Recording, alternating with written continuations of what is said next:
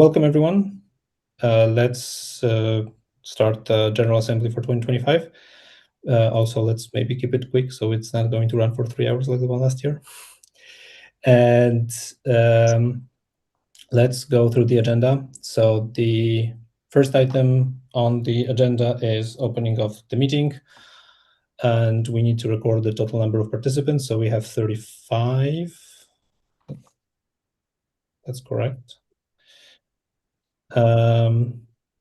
And explain the voting process. So this year, all of the regular votes are going to happen on Zoom, which means that you will get, every time we need to do one of the votings, you will get a pop-up and then you will need to vote yes, no, or abstain. Then we will count the votes and Christian will paste the screenshot from that vote onto the agenda. And yeah, that's the voting process for most of the votes. If we end up with more candidates for the board than the number of seats, then we will also use the same voting system that we used in the past. It's also explained in the minutes, which is the CIVS anonymous voting developed by Cornell University. For that, we will need your email address. But so far, looks like we have 6 candidates out of the 9 seats, so we might not need it. Anything I forgot about? I think that's it then. So let's move on to the point number 2, selection of the chairperson, secretary, and 2 checkers of the minutes for the meeting. The roles are, we need the chairperson for the meeting, a secretary, which is the person that keeps the notes, and the checkers that were 2 people who will check the minutes after the call if their minutes are accurate. List of the candidates. I would like to nominate Jacob as the chairperson for the meeting. We need also a candidate for the secretary and 2 candidates for the checkers. Do we have any volunteers for the secretary?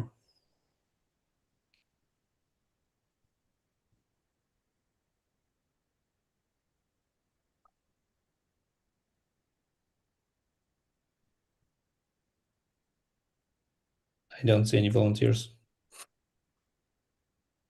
We might end up without a secretary. You'll have to pick a volunteer. You have to pick a volunteer. I'm happy to volunteer if no one else has. Yes, who are you? Because I don't see you. Sorry, Adam Turner. Adam Turner, okay. Secretary. And we will need 2 checkers. Checkers will basically need to later go through the recording and check if the notes taken by Adam are correct, which is a much simpler job than the job of the secretary. We have 1 candidate for Marc-Andre, and we need another one. Do we have another candidate? Okay, volunteer already. Wonderful. Okay, give me a second. I'll put it on. Is that correct? Did I spell it correctly? Yes, you are correct. Okay, so do we vote on all 4 of those at once or individually, Jacob?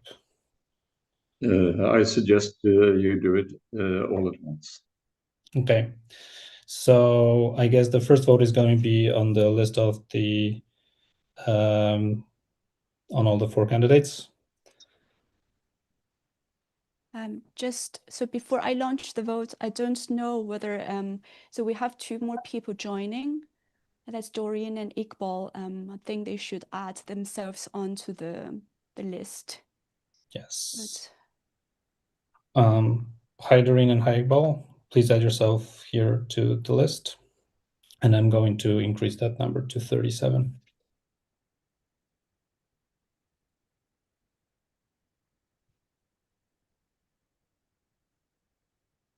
I don't think it matters yet, but if people join later, maybe we should note that what point in the agenda we were when they joined. Okay. Also, Adam, just double checking, do you have the permissions to edit this document? Yeah, I wrote that sentence. Perfect.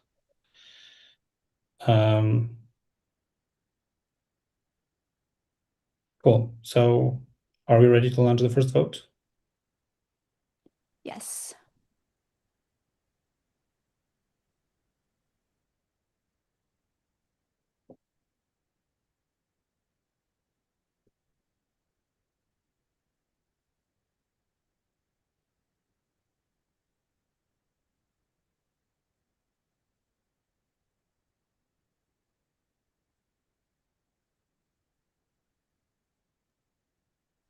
We're missing still a couple.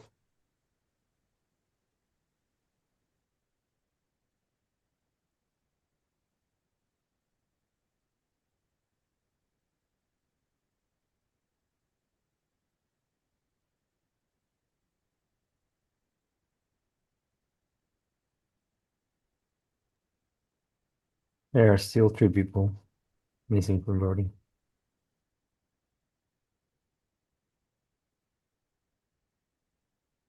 We have already 34, so if if you don't prefer to wait, feel free to call it.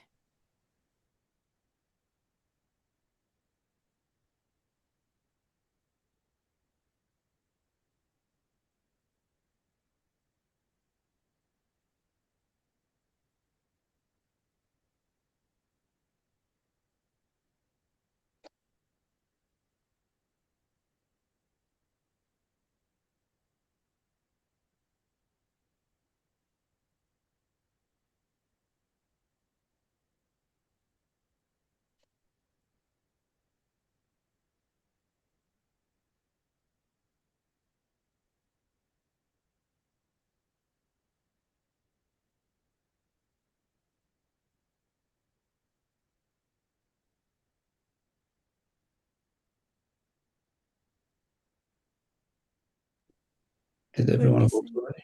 We're missing 2 people, but feel free to call it if you prefer. Yeah, I think we can call it.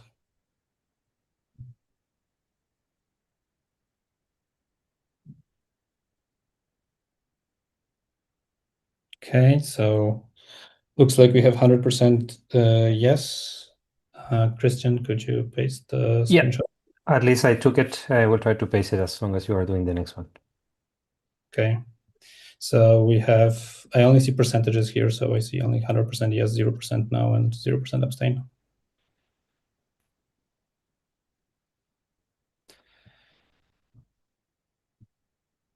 Okay, so we've elected the chairperson, secretary, and 2 checkers of the minutes, and now I would like to give it to the chairperson, which is Jacob. Jacob, it's all yours now. Thank you very much. We move on to the next item, which is the motion establishing the timeliness of the call to the meeting.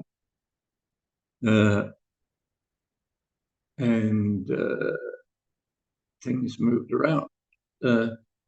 So an email was sent to the EuroPython members mailing list on the 2nd of December, and an announcement on the EPS website happened on the 9th of December. And the bylaws required that we announce the meeting at least 2 weeks in advance. And with that, I would like to open a vote on whether the meeting has been called in a timely fashion.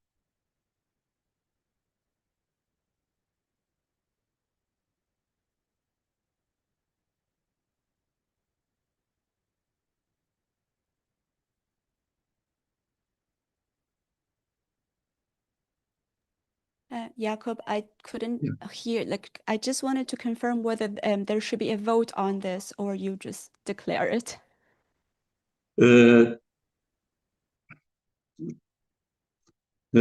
Let's see how we want to do this. I'm going to do it this way. If anybody has any protests against the meeting being considered to be called in a timeless fashion, then you raise your hand, and otherwise I'm going to declare it as called in a timely fashion.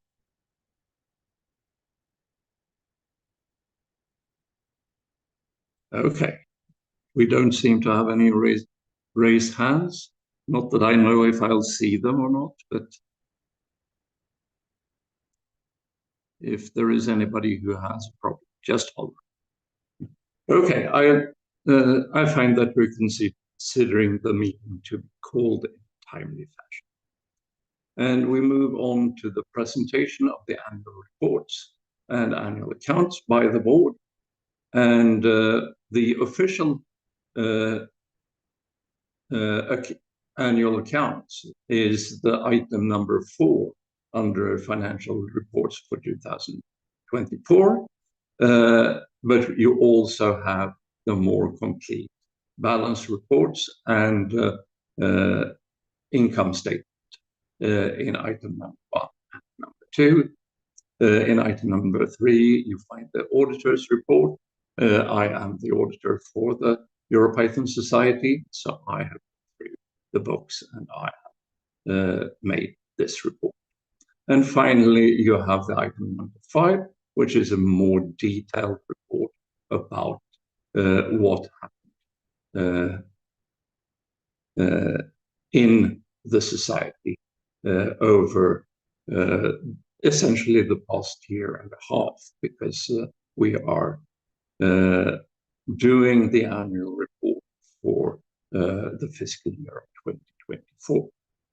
But with that, I'm handing the word over to Arthur, who can guide you through the reports. Yes, thank you, Jacob. So as you mentioned, all the financial reports are here. Those are for fiscal year 2024, starting January 1st, 2024, and ending December 31st, 2024, which does not include any things from the 2025 as per the bylaws, because we're sort of closing the previous year.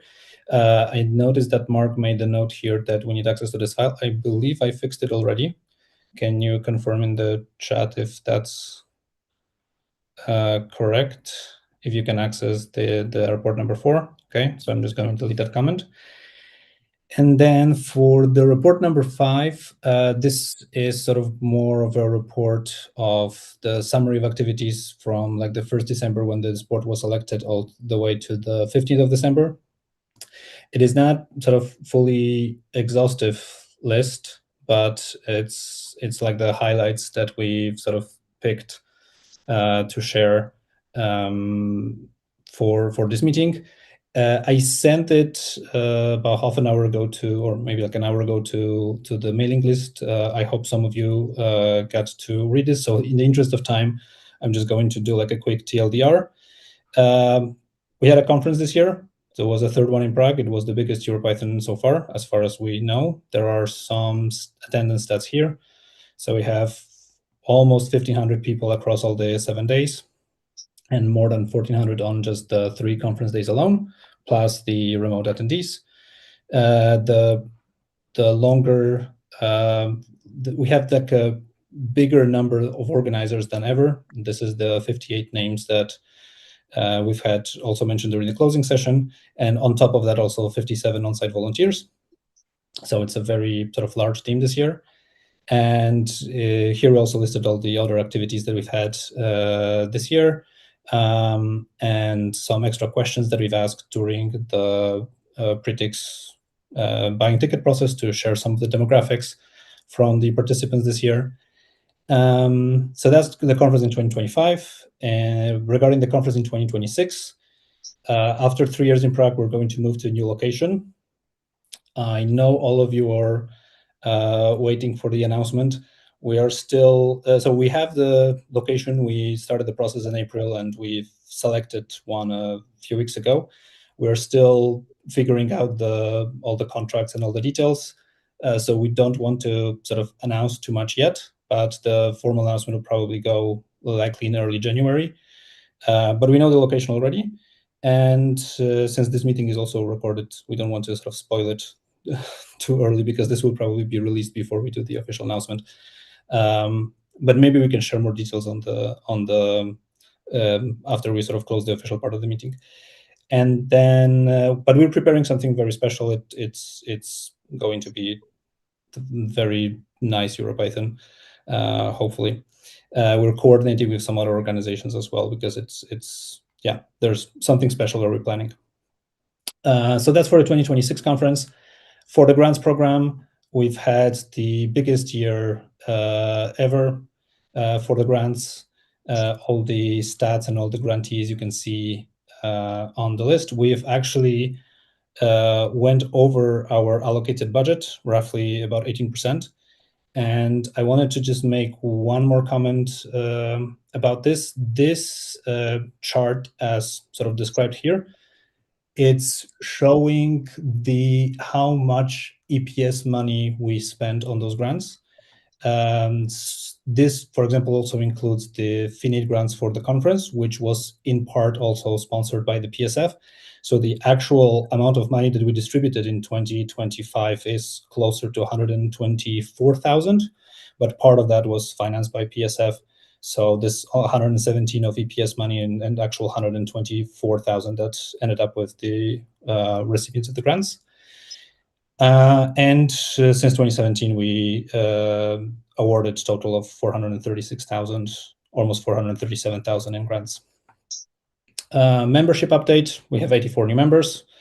Hi, if this is your first General Assembly. There are more statistics here. In terms of advocacy, community, and outreach, we had the big sponsor booth for a second year in the sponsor area at EuroPython, promoting the EuroPython Society. We continued the Python Organizers Meetup and Python Organizers Lunch, which this year we had more than 40 people at the Python Organizers Meetup during the conference. We had presence, booths, and other things at different conferences. This list, I think it's non-exhaustive. We probably had some more conferences, but those are the few that we remembered when we were putting this list earlier this week. And also for the first time ever, we had the booth at PyCon US in the community section. We work closely with the local Czech community, onboarding more members of the local community to the conference team and joining the EPS, which of all the conferences that we held in Prague, this one, we have the highest sort of share of the local community members in the organizing team and the on-site volunteers.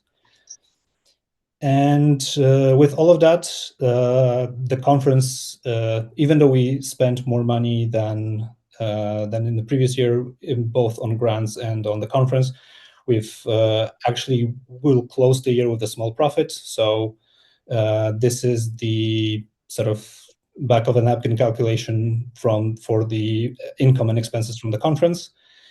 And this is a higher number than what we've issued in grants, so that the total spending should be, so that by the time we finish the year, we should still end up in a profit. This is the status of our bank accounts as of 2 days ago. So that has also improved from the years, and maybe I should probably stop because there is a separate item for the finances, if I remember correctly, later on. So yeah, do we have any questions to the board report?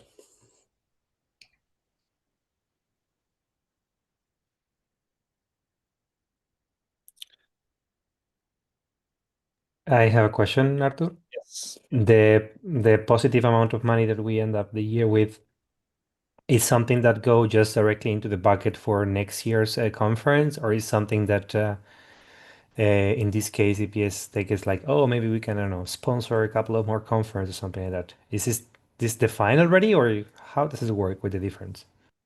So the profit from the conference goes directly to the society, all of it. So then it becomes the it goes to the society budget, and as part of this meeting, we will also later discuss how we want to spend it. So, for example, do we want to increase the grant budget or not, and how we want to spend it?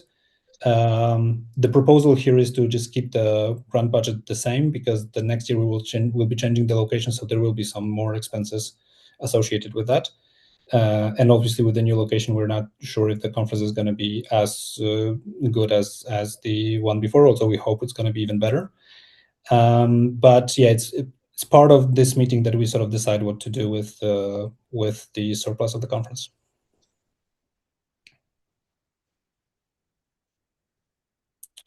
And I can see a comment from Mark that, can we please get the accounting reports translated from Swedish to English next year?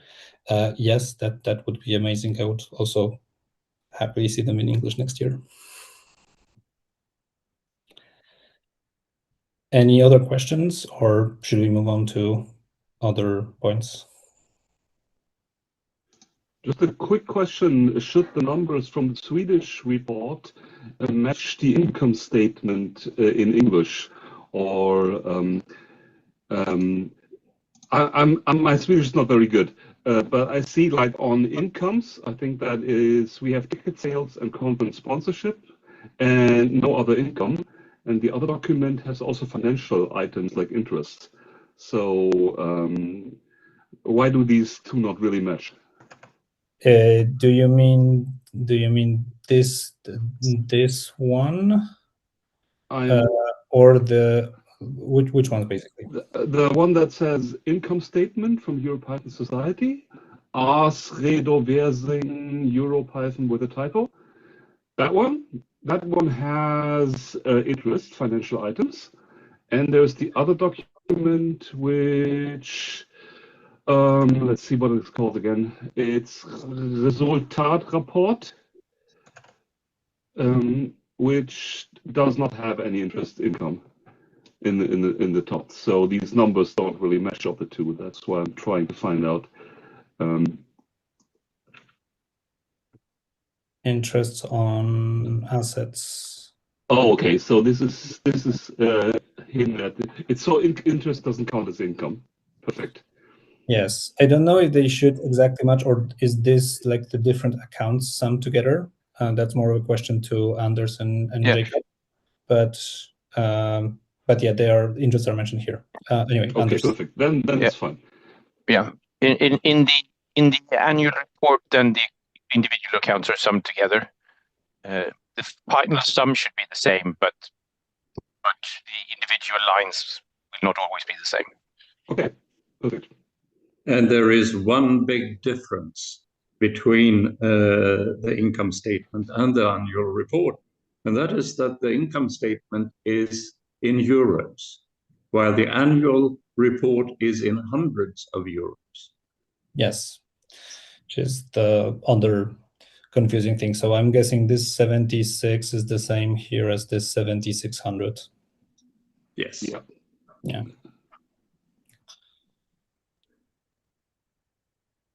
Okay. Any other questions? Yes, I have a question. Yes. So the 84 members that we welcome this year, the biggest sign up, I just wonder, would that be the members that were added to the roster, or or did we have 84 people who applied this year and then added? Maybe I can explain that part. So we had a really big backlog from previous years that people who applied and didn't get a response. So we tried to resolve that this year. And the number 84 is the members we added to the roster and the mailing list. So people who applied in 2025 will be smaller.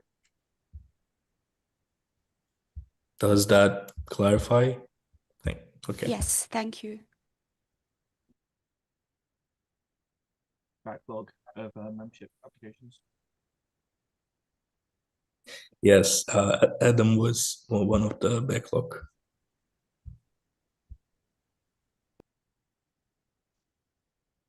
And fun fact, we had an AI engine submit a membership application this year. It was pretty eager to contribute. It was saying like, I can't vote, but I can try to contribute to the organization of the event, which is pretty funny. Yeah, or we're guessing we'll probably have more this year. Anyway, are there any other questions to this part of the board report? Then I think we move on to the financial reports, and I guess it's Anders who is going to present that. And we're going to base that out of the annual report for the EuroPython Society. Yes.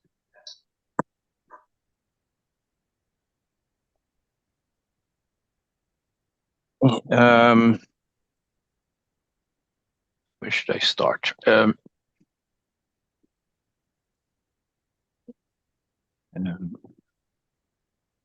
Yeah, I think the interesting bits is like we have slightly less turnover this year, slightly less profit, but still we come out ahead, which means we still need to spend money. We have almost 800,000 euros in the bank, which is quite a bit. And we can run a free conference on that. I can do one update to that. Like we have close to 800, like at the end of 2024. Right now we have like 820 something because we also have some money on Stripe. Yeah, this is at the end of last year, remember? So this is like a year ago. This is not the result of this year's conference. But I think we came out ahead this year too. Yeah.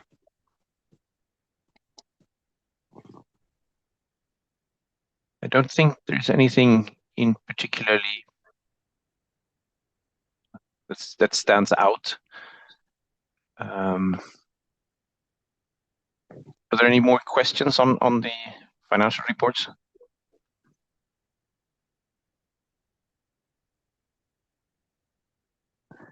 Sounds awfully quiet, so I think we can move on. Okay. So this brings us to the end of item 4, and what you do under this item is that you decide to that the reports get archived. And if there isn't anybody who has a different proposal, I am going to take the decision that they have been archived. So we are archiving the reports. Then we have the report of the auditor, which you have somewhere further up in the document as the item 3 under financial reports. And it is what's called a clean auditor report, which means that I have found no problems with the reporting. We found one thing that was missing in the report, which we fixed, but that was all. Otherwise, everything that I have been able to determine has been in order, and I have gone through the minutes from the various board meetings during the years, both last year and this year, and there have been a lot of them, and the board has been very active and has worked very hard on making the conference happen and making success. So is there anybody who has any comments on the auditor's report?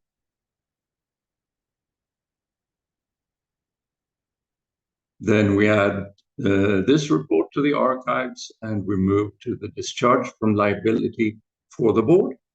And this is an item where we are saying that we are not going to bring any lawsuits or requirements for compensation from the board for their actions. If you still have done something that's illegal, that is not something that absolved from this item.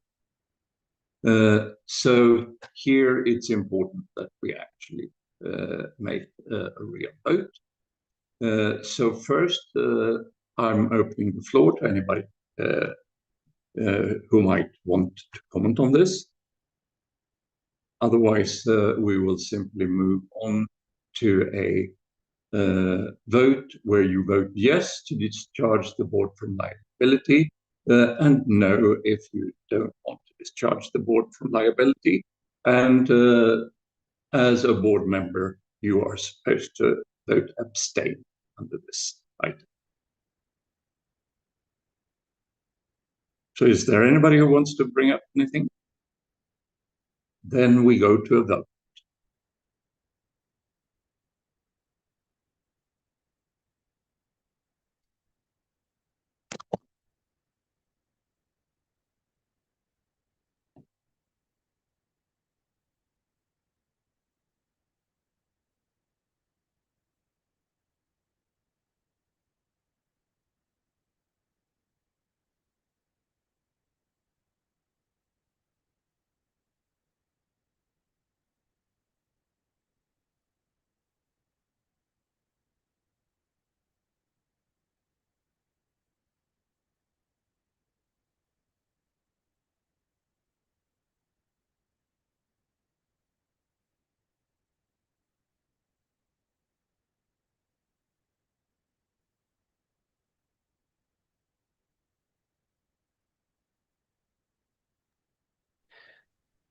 Thirty-two votes were casted so far, so please, if you haven't, try to do it.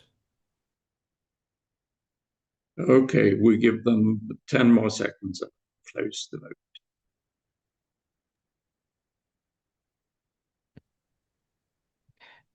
Currently at 34.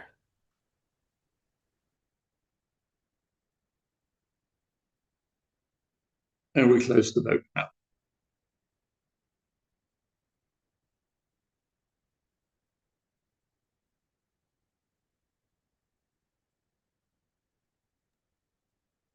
Screenshot taken. Norcan.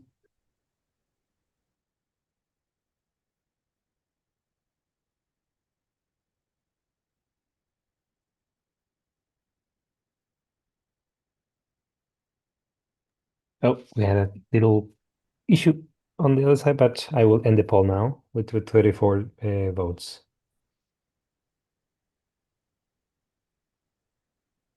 So I hope everyone can see the results now. Yes. So we have decided to discharge the board from liability, and there were no votes in this. And we find we have a number of people on the board who have stayed. Thank you very much. That means that we can move on to elect a chairperson of the board for next year. And we have, as a result of electing a nomination committee last year, some proposals. Does anybody from the election committee want to present the proposal?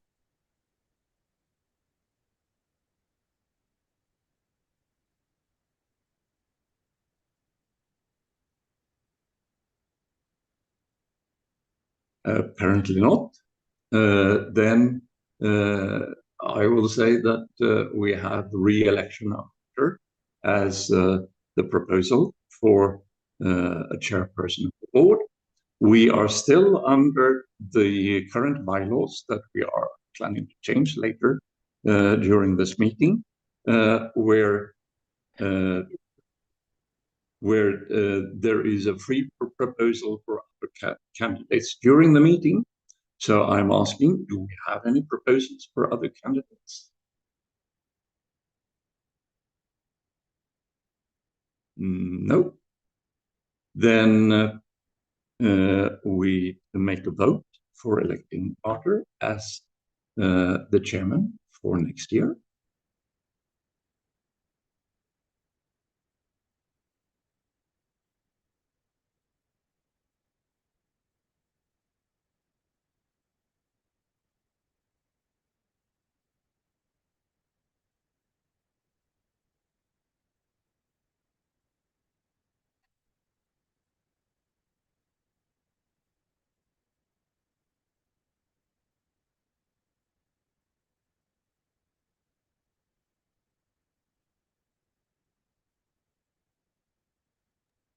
We are currently at 32 votes cast.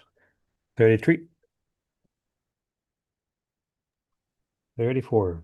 And 35. Oh, that's being more efficient. Currently at 35. Okay, we close the vote now.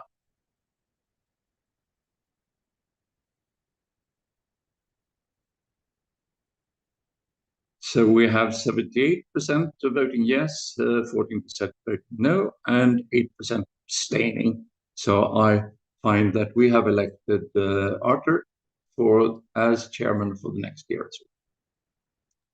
Screenshot taken, Raquel. All good.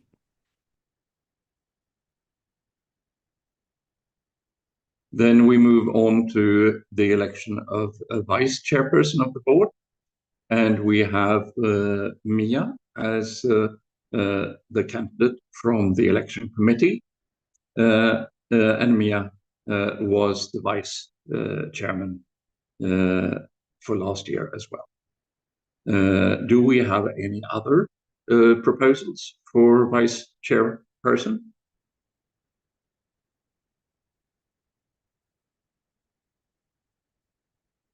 No. Then we go to a vote for electing Mia as the vice chairperson.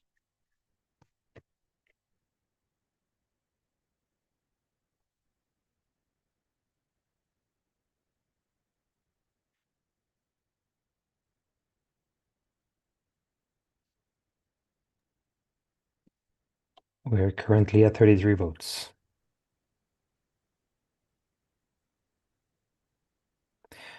34.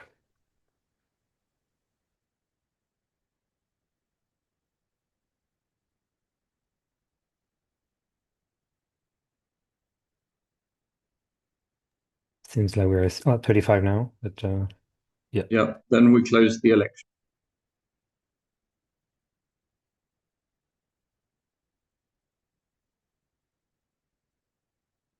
And we have 74% of the vote yes, 23% of the votes no, and 3% abstain. So I find that we have elected Mia as the vice chairperson. Congratulations. Screenshot taken, Raquel. All good. Then we move on to election of members of the board. And the bylaws allow for up to 7 persons on the board, excluding the chairperson and vice chairperson. And we have 4 candidates who have come in through the nomination committee. And I wonder if we have anybody. If I remember correctly, Aris and Ege were on board last year, and Angel and Julia are new people on board. Is that correct? Yeah, yes. Yes. Okay. Then do we have? Before, I just wanted to say Angel was on the board years before. Okay. Yes, I remember. But I think if they are here, a short personal presentation would be good. Do we have Angel here? Yeah, I'm here. Can you hear me? All right. Oh, good. Please go ahead. Sure. Hello, everyone. Some of you in this call know me, some don't. So, like for the people who don't, my name is Angel. I'm based in Romania, Bucharest, right now. I've been attending EuroPython for many years. I volunteered for a bunch of editions. I was part of the board, as Raquel mentioned, in 2020 for like I think for a brief moment, not for the full run due to obvious reasons in 2020. And then I joined the organization team in 23, ran work with the sponsoring team, and helped sponsors have a great time at the conference. And this time around, I'm running for the board, and no, I hope to help make an amazing, organize an amazing conference next year and help wherever I can. So that's me. Thank you very much. Do we have Julia here? Yes, I'm here. Please go ahead. Yeah, do you hear me well? Yeah. I'm Yulia Barabash. I am based in München, but I originally from Ukraine. I'm not sure if some people knows me, but for past 2 years, I was part of the program team. And basically, I was helping to organize the schedule and also run community voting. Also, I was the speaker on the numerous EuroPython conferences, as well as the EuroPython. And I working in the IT, as also in München, I helping with PyLadies München. So sometimes we have PyLadies meetup where I also organize it together with Liza Ushua. And this year, I also want to run to the board and help to organize also EuroPython 2026. And yeah, and make this event great. And that's all. Thank you for Thank your you very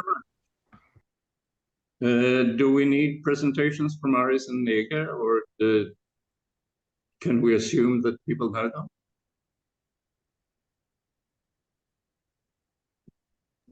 I think we assume that people know them. Now, I wonder if it's okay with people. Sorry, to start with, I should ask, do we have any further nominations for the board? Yes, I will self-nominate myself for the year.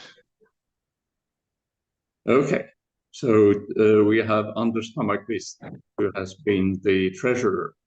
He's not all that active in the board, but it's really helpful to have him available in the board, since we have our businesses in Sweden and he lives here and he knows our accountant, and it makes it a lot easier to do that. So can we add Anders Hammarkvist to the list of candidates as well? Should I say something also? If you want to. Yeah. Right. As you mentioned, I haven't been that active this year because things and life and stuff. So my intention, it would have been ideal if we had extra board members, suppleanter, because that's sort of the position I would have felt perfectly comfortable with. But I decided that I would stay on for another year to see if we can have a smoother transition for whoever will be the new treasurer, and hopefully I can be also a bit more active this year. We shall see. So thank you. Okay. So do we have any more candidates for the board? Then I wonder if the people are okay with the voting for them as a group to become members of the board. If there is anybody who protests against this, we are going to elect them one by one.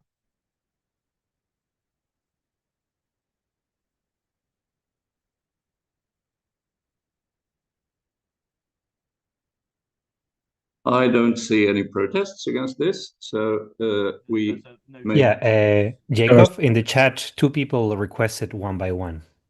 Oh, I see in the chat. Okay. Then we're going to do it one by one. So we start with... Who is adding names to the list of candidates? My name was not supposed to be there. Thank you. So we are starting with Anders Hammarkvist. So please bring... Give us a little... Oh, yeah, it's ready already. Yeah. Cool. Okay, thank you.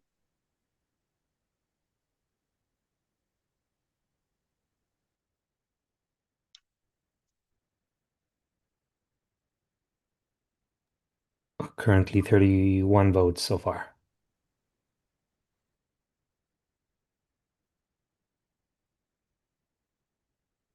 It's 36 at the moment.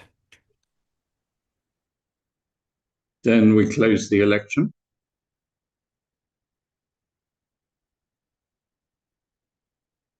And we have 78% yes, 6% no, and 17% abstain. So we have elected Anders Hammarkvist for the board.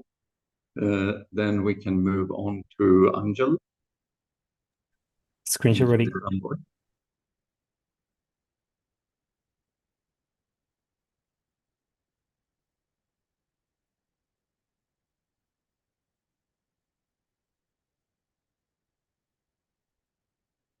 So please cast your votes.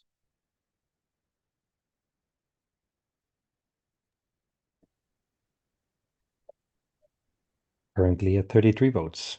36 votes now. And we close the voting.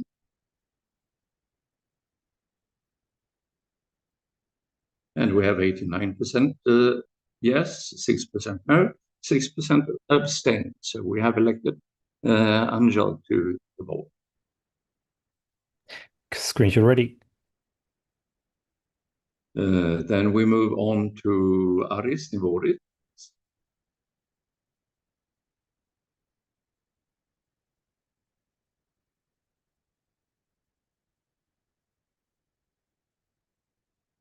Please cast your votes.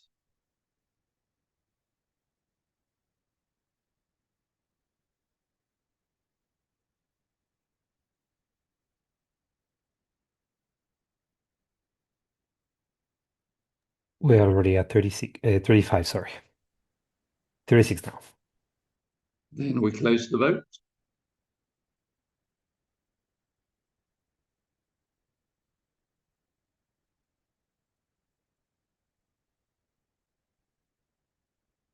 Good. Screenshot ready.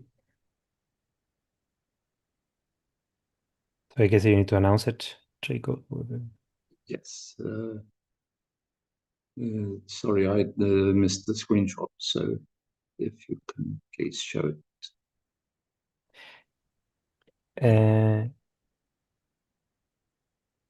There. So we have 69% yes, 70% no, and 14% abstain. So I find that we have elected Aris for the board. Then we move on to Ege Akman.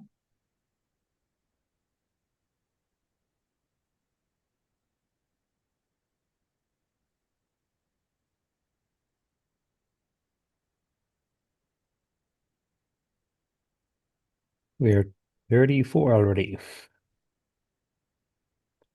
35.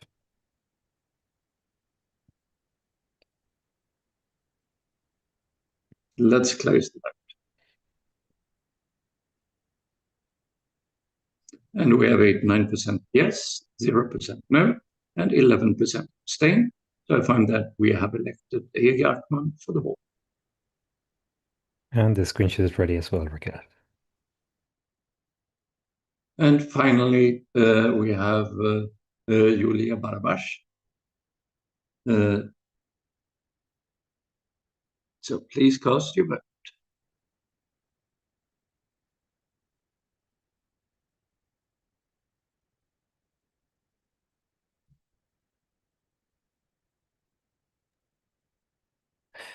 We're currently at 34. And 35. Then we close the vote. And we have 80%, 3% yes, 3% no, 14% abstain. So we have elected Julia for the board. Screenshot ready, Raquel.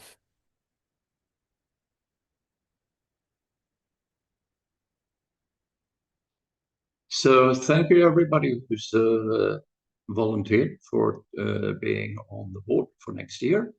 I hope you will have a great time arranging a conference. As usual, it's going to be a lot of work, but there are also rewards in building connections and do a lot of interesting stuff. Then we have the optional election of a nomination committee for the next annual meeting of the General Assembly. And we had one last year, and they came in with a proposal, which I think has made this meeting quite a bit easier. But let's see if we want to have this for next year as well. And what is the position of the board on this item? So just like last year, we didn't sort of formally vote on that, but my guess is that we want to keep it just like it was this year, but maybe sort of work closer with the election committee, or the nomination committee, so that it's sort of easier maybe for the nomination committee to do their work, because this year most of the nominations ended up being as soft nominations, but I think it was still useful to have that nomination committee, and then we should sort of continue, but maybe improve it next year.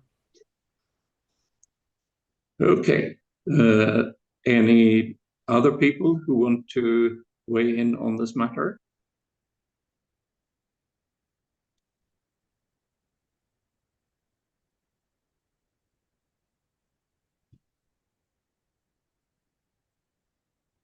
I don't see any raised hands.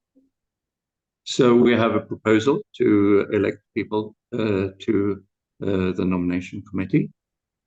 And I'm opening the floor for proposals. You can propose yourself or you can propose other people. Normally, members of the board are not members of the nomination committee at the same time. We had one nomination by email from Raquel, and she wanted to nominate Fanes for this nomination committee. I think Fanes is not with us here on the call, so but I guess that's one of the nominations. But he accepts the nomination. Okay. Great. I would like to nominate people as well. I would like to nominate Raquel Doe. And I would also like to nominate Christian. I would also like to nominate Christian. Do we have Christian here to accept the nomination? I think we don't. No, just kidding. I'm here. Yeah, I accept the nomination. It's this Christian. Okay, thank you. Yes. Yeah. And also Raquel accept the nomination. Yes, I accept. Okay, and Adam has his hand raised. Adam, please. But we cannot hear you, Adam.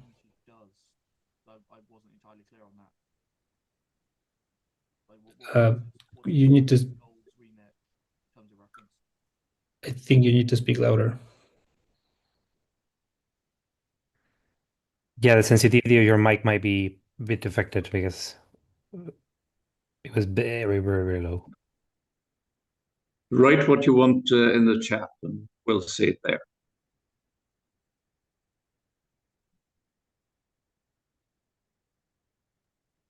What's the remit purpose of the nominations committee? That's the question from Adam.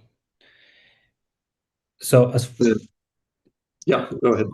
Who wants to take it? Jacob, do you want to take it? I can take it.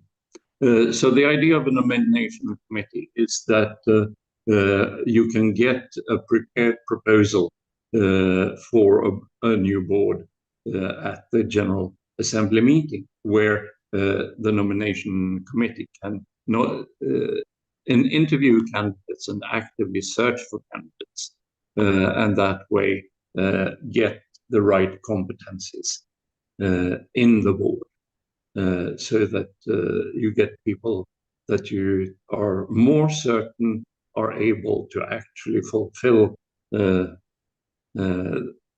finish the job over the season. We've had a history of people resigning from during the year, and that makes it a lot harder for the people who remain on the board. So in order to get more quality proposal for the board. That is why you have a proposal committee. And it's something that is standard in Swedish non-profit organizations like we are. And it has developed as a practice because it actually helps.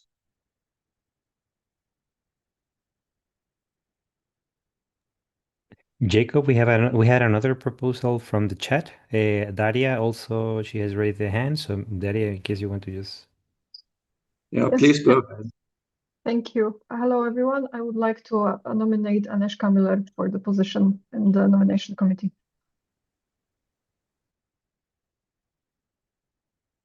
I think that Agnieszka should be here, right? Yeah.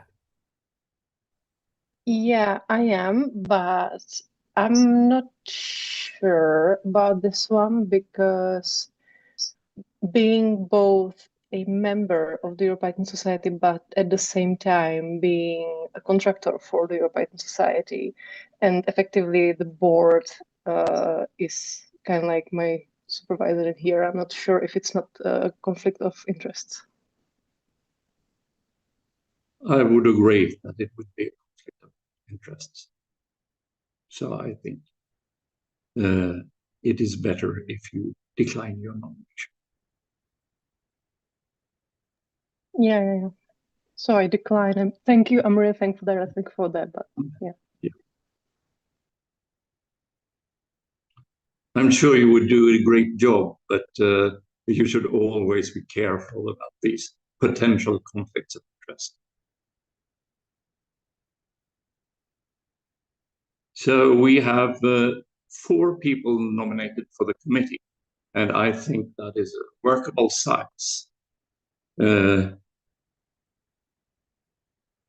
Is there anybody who has a different proposal than electing all 4 people for the committee?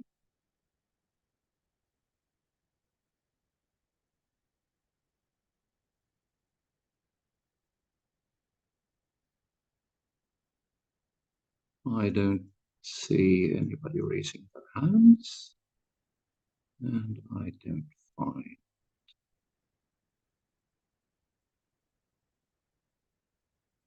anything more. Paris has a different proposal with 3 people. No, sorry, it's okay. It's not a different proposal, but we had 4 nominations, but 3 of them were accepted. So we have 3 nominations to accept. No, we have 4 at the time being. I count 4. But Agnieszka declined.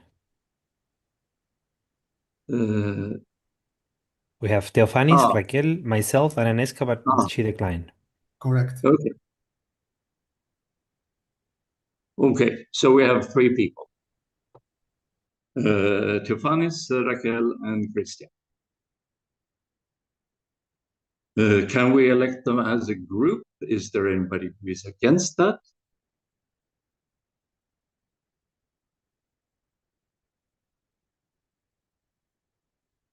Let's see. So far in the chat, nobody has said anything about... Yeah. Okay. So we have a proposal to elect Theophanis, Raquel, and Christian for the nomination committee. Please bring up the vote.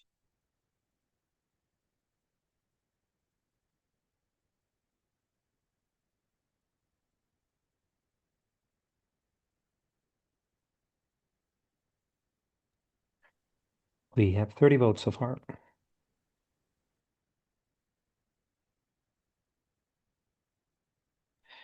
35 votes.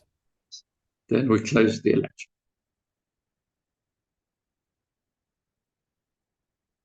And we have 92% yes, 90% abstain. So I find that we have elected these 3 people for the nomination committee.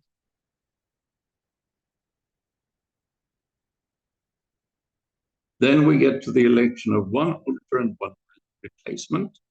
The auditor does not have to be certified in any way and is normally selected by members of the society. And I have been an auditor of the society for I don't know how many years by now. VB was the replacement auditor last year.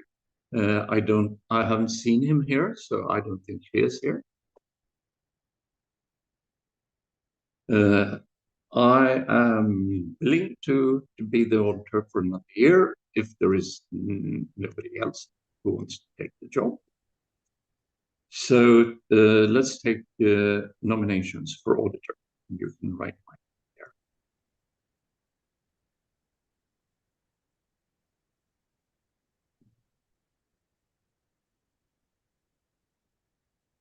And I'm Jakob Hallia.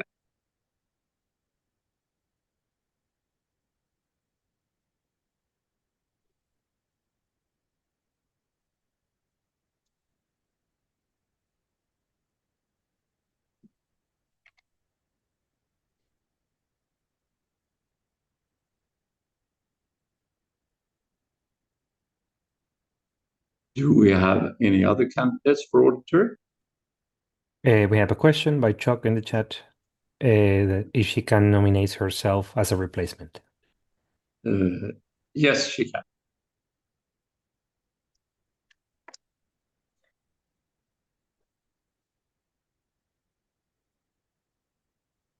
So we have Czech as nominated as replacement auditor. Do we have any other nominations for replacement auditor?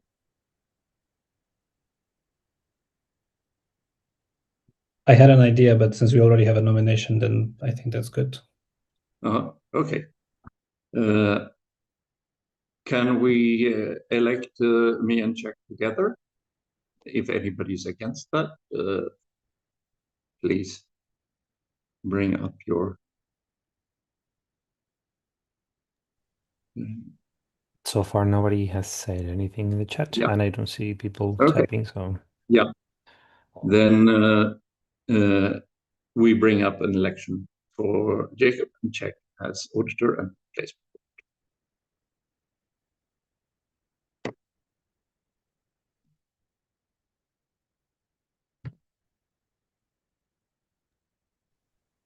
so far, we have 32 votes, 33, and 35. Oh, 36 this time. Even got higher. Yeah. Okay. Then we close the election. And we have 90% yes and 3% abstain. So we have elected me and Czech as auditor and replacement auditor. Screenshot ready. And then we get a presentation of the budget by the outgoing board. And it says the budget for 2024. And no, it should be the budget for 2025. And the direction for 2026 that's going to get presented. Adam had a question. Adam, please go ahead. And he's in the chat. He said, are the accounts also audited by a professional accountant or is just by the auditor? They are not audited by a professional accountant. It's just by the auditor that's chosen by the society. But we have a professional accountant who does the books.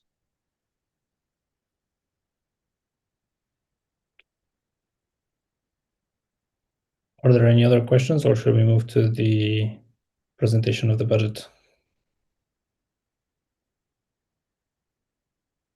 It looks like we can move on to the presentation. Okay, so I can take this because we prepared this. This is actually 2025. So this is the table that we usually show every year, and we made some small adjustments for the 2025.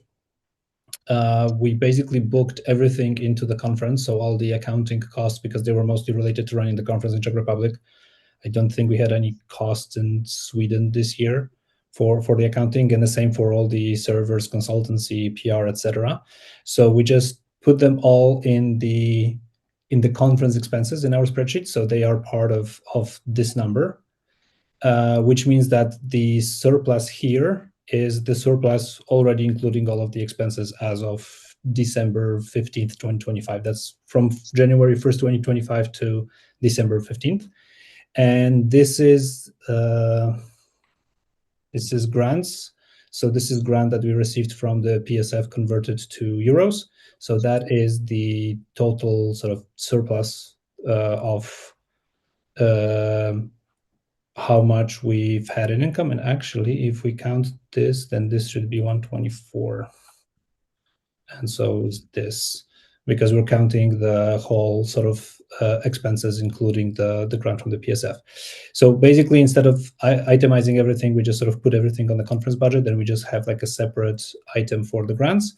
And the idea for 2026 is sort of similar as we had before. So to keep the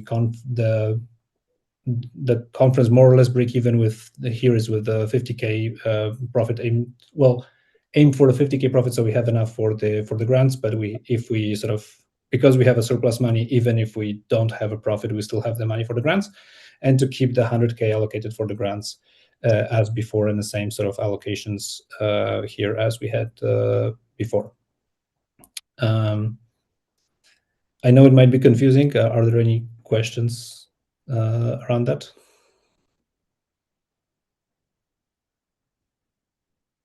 So in total, we have 133 over the 821 in bank. So this is the balance. So this is how much we have in the bank account right now.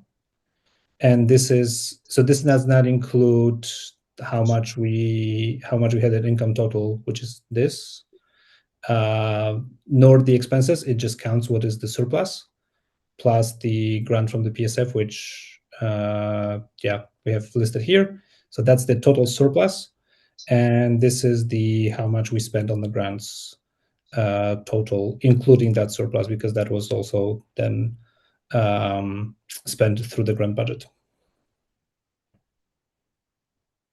I know it might be confusing, but I hope it's clear enough.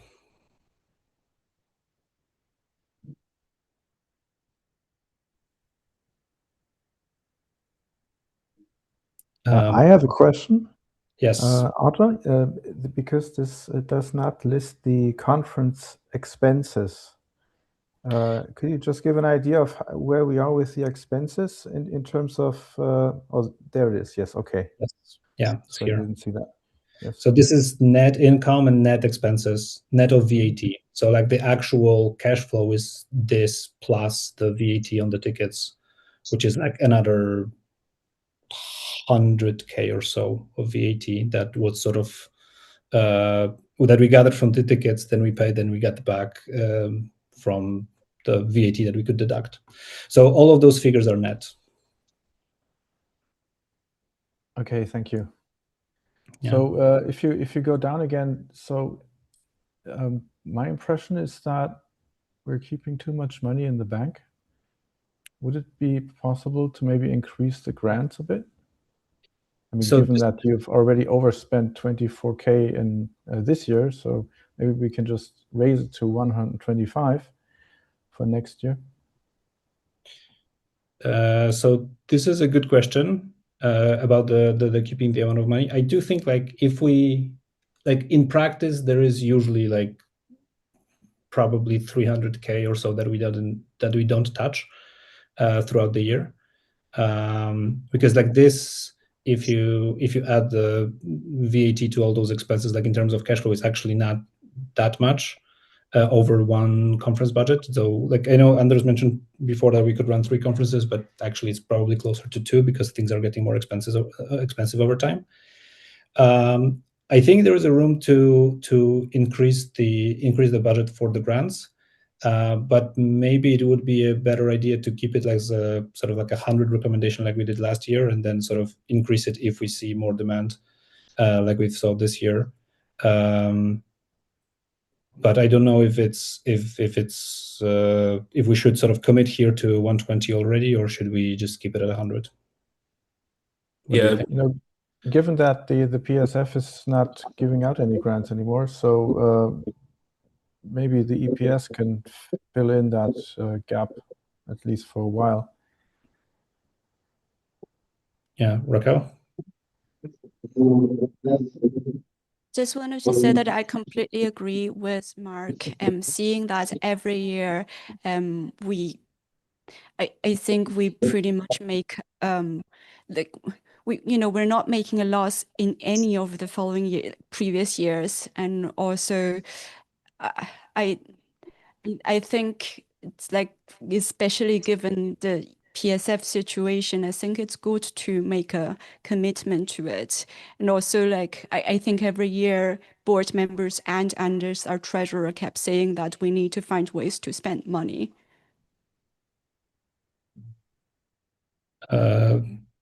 Yes. So we have a proposal for increasing the budget to 125. Okay, should I just put it here or any other ideas? I have another question also by Coyote, so I don't know if the question will be in the same direction. Oh, Coyote, it's very difficult to hear you, by the way. There's a lot of noise. You write it in the chat? Yeah, you might be better writing up. Because it's very broken. No,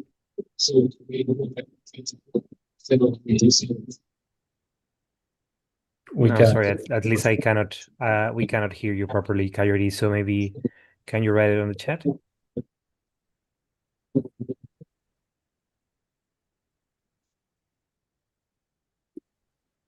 Yeah.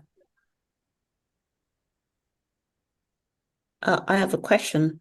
Well, Coyote is writing his question. So far, because now under the bylaw, we can only grant to European events, right? So since we want to increase the spending, I think it's only limited to Europeans, right? There's nothing changed regarding that, I guess. No, there is no change, and I think that's actually an important part of the charter of EuroPython. It is a European event; it should stay. Yeah, and I think also, like, unlike with previous years, this year we went over budget so we had the new guidelines this year in terms of we expected that there would be more demand. We introduced some caps and sort of more specific limits on the grants. And even with those caps, we run over budget, I think, for the first time in a long time. So there's also, yeah, even with just the European events, we've already went over budget.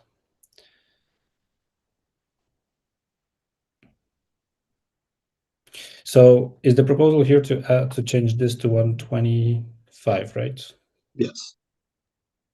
I think Coyote comment was something about maintaining it, and I asked for clarification anyways, but yeah, so to basically set it to 124 like it was here. So I'm guessing 125. Yeah, but the budget is a budget, so 125 is a round number. Would be more suitable for the budget. So I have a question. I raised my hand, but then I forgot. Yes, I just want this thing to be written, even though I think that I know the answer, but I would like to ask again. We are okay with sponsoring European events and not European organizations organize events, right? So we have that hard condition on that. Or we are still open to maybe back up other organizations based in Europe that are organizing events outside Europe. I would say that is true. We are not supporting European organizations organizing events outside Europe. Okay. I would consider that to be a disallowed loophole. Thank you. I think, just to comment on that one, I think in the past we did something like that in some edge cases.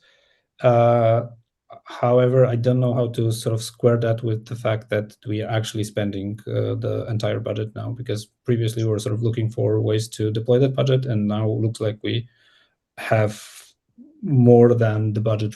Like we have more requests than the budget that is right now. Yeah, and included in I don't recall us. our grant. I don't. If you want to say something, wait a bit, Anders. Okay. Included in what we do give grants to are people coming to EuroPython from overseas, and that supports an event in Europe. So that's also part of the grants budget. So we are supporting people who are outside of Europe, but that's sort of partly in our self-interest. We want to have the cool people come to us. Anders, please go ahead. Yes, I was going to say that I don't recall us sponsoring organizations holding events outside of Europe, but we have sponsored Europeans traveling to conferences outside of Europe. Yes, correct. And I think that is probably still an out loophole, so to speak, because that would bring information back to Europe. Yes, I can see that you are marketing a European event. Yes, that too. Yeah. Also, we have Truk with her hand raised. Yeah, I just want to ask, so the grants is including the travel grants in EuroPython, right? Correct. There is a set percentage. This year, I think it was 40% of that budget that went into funding EuroPython Finate, and so roughly 40K out of or 35 or 40 out of the 100, and the rest was distributed to other conferences in Europe. Yeah. Okay. So my second point is also like when we doing the budget for EuroPython next year, I don't. Well, like correct me if I'm wrong, but I think we still receive the grant this year from the PSF, and judging from what PSF is doing right now, next year probably we won't have that grant from the PSF. So probably we would have to cover that within the society ourselves. Probably, yes. So that's 6.8 here. So the way that we work that out is we set the internal budget for Finate, and that what the Finate team was working with, and then we applied for the grant, and when the grant was approved, then we increased the Finate team budget by that amount. So this year, I guess if in the absence of the grant from the PSF, it will be that the budget comes on 100% from the EPS budget, or if we figure out any other sources of funding, it could be coming from other sponsors or other organizations. But basically, yes, that would be correct. Okay. So we also have the message from Mark that in the interest of time, can we vote on increasing to 125K? So I guess yes, unless there are any other questions.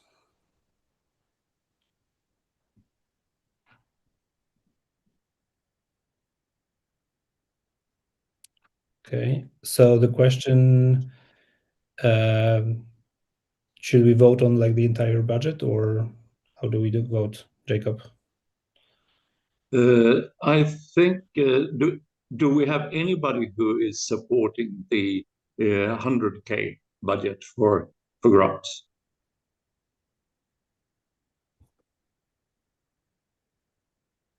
If not, So then far, no comments. Yeah. no comment. Okay.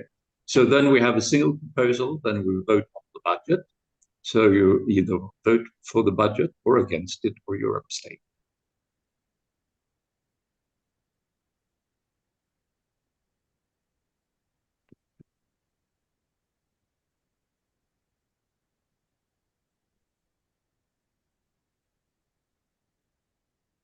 So far, 28 votes. So please, if you're listening to this, please vote.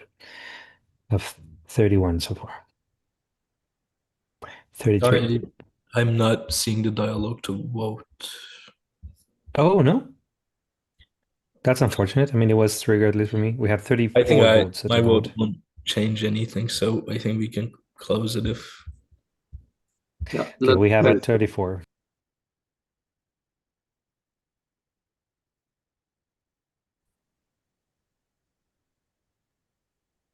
Should we close it, Jacob? Yes, please close the vote. And we have 88% yes, 3% no, and abstain 9%. So we have decided to accept the budget from the board for 2025 and 2026. It's a little late to the budget for 2025, but it's more of an outcome.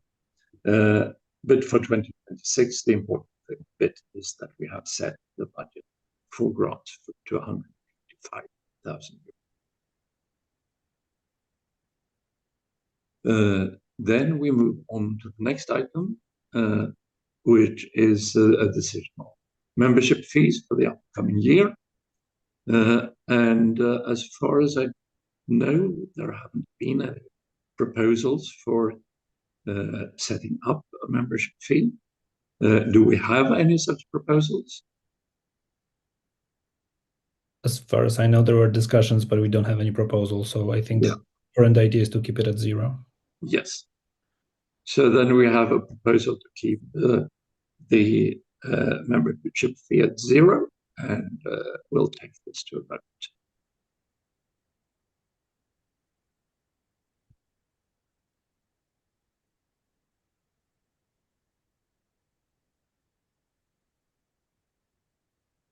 So we had at 24.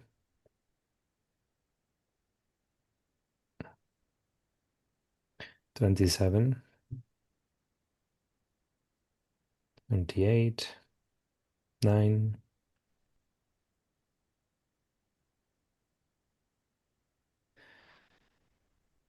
Let's 30. close the vote.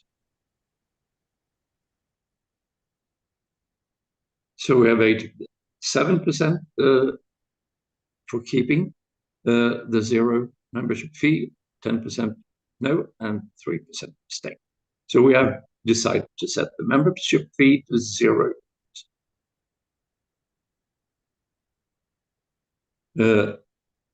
Item 14, propositions from the board, we don't have any. And item 15, motions from the members.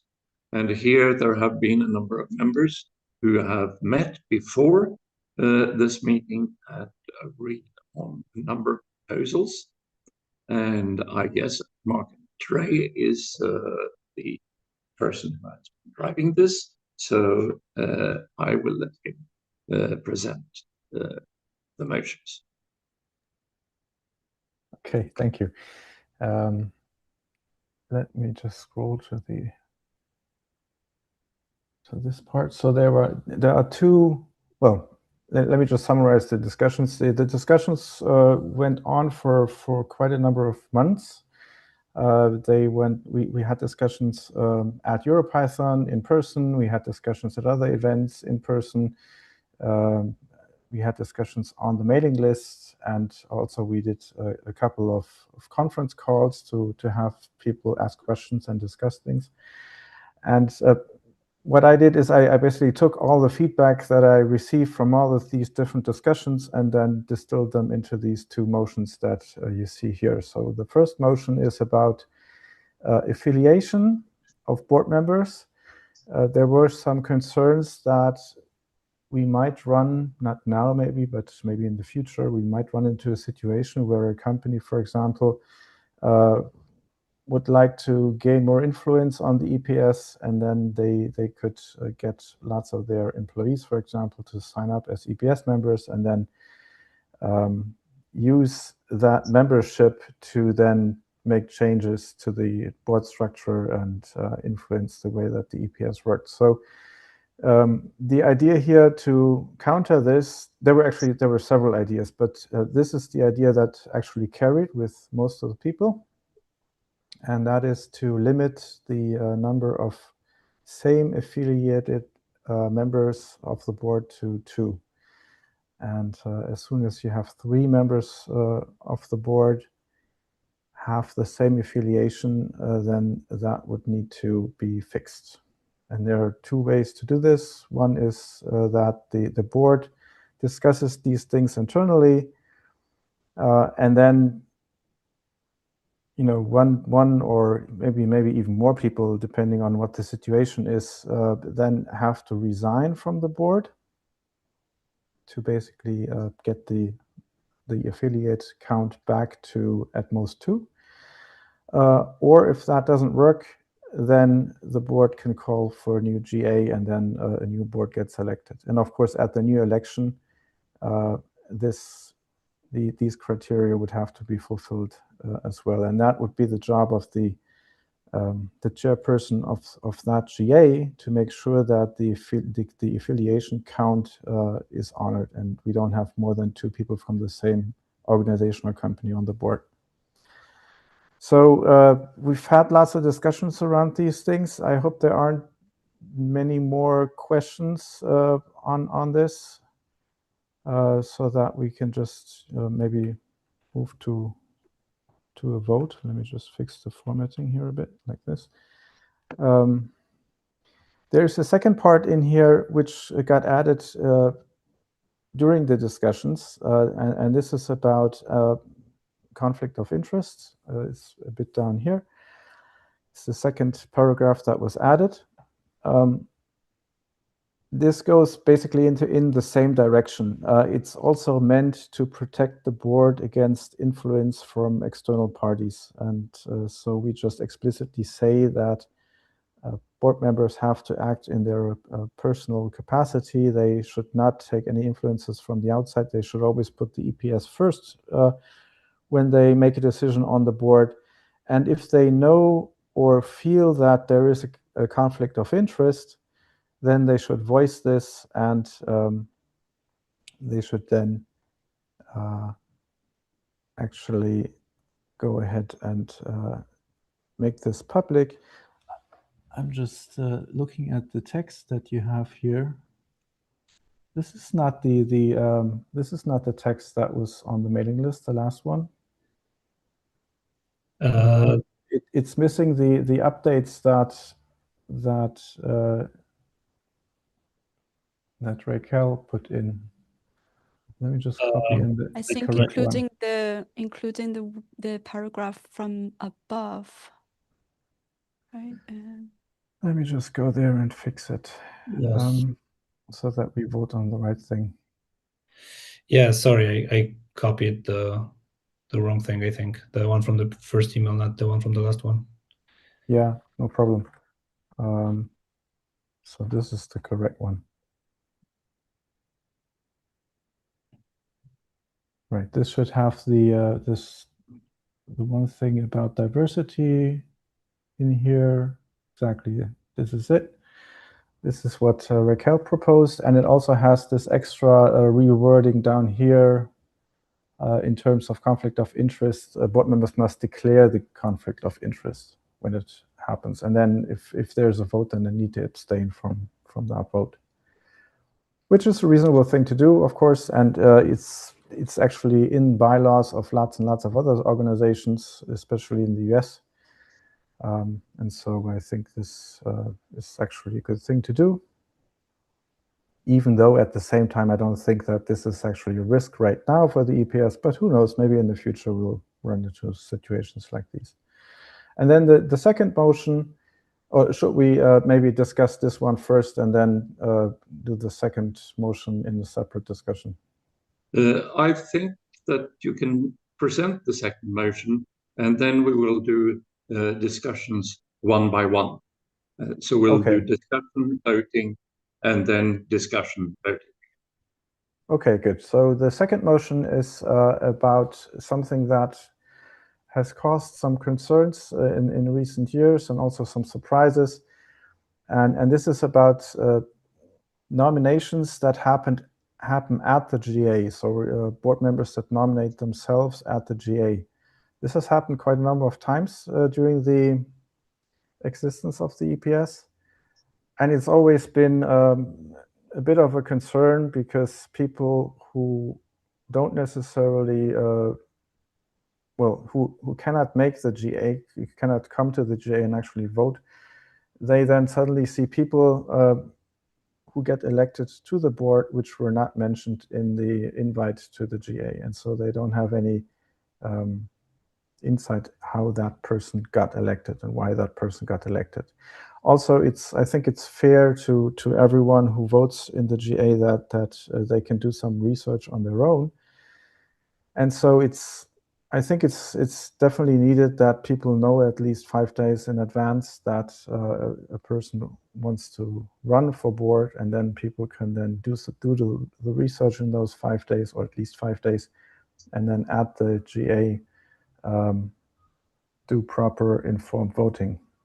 So this is basically what this second motion is about.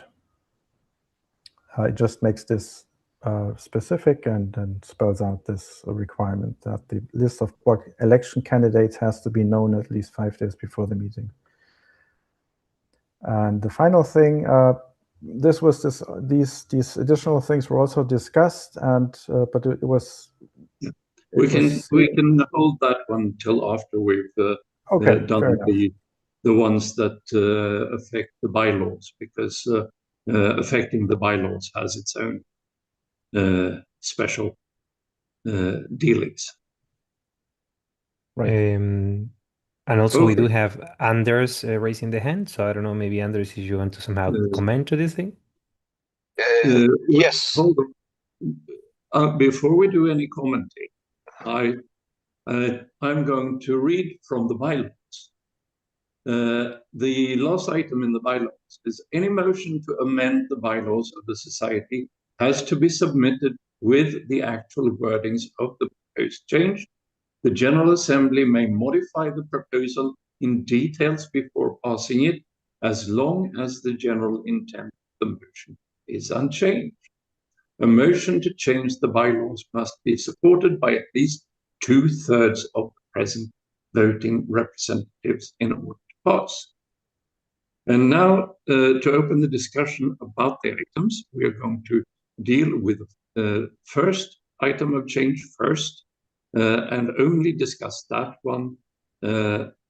And please note that if you want to change the wording, you will have to submit the exact wordings in the chat channel. And then you can speak and propose the change. And otherwise, in order to keep this short, if you are opposing this change, you can word your opposition. If you're supporting the change, you can say that you're supporting it. That's not really all that important. We can't have everybody talking about the changes. But if you can either oppose it, support it, or propose a specific change in the discussions. Those are the limits according to the bylaws. So now we can give the word to Anders. Yes, and I have a suggestion for a change. I haven't formulated it because I don't know. I want to bring up the discussion first to get the details right. But I see no time limits for how long time the board has to resolve a conflict of interest.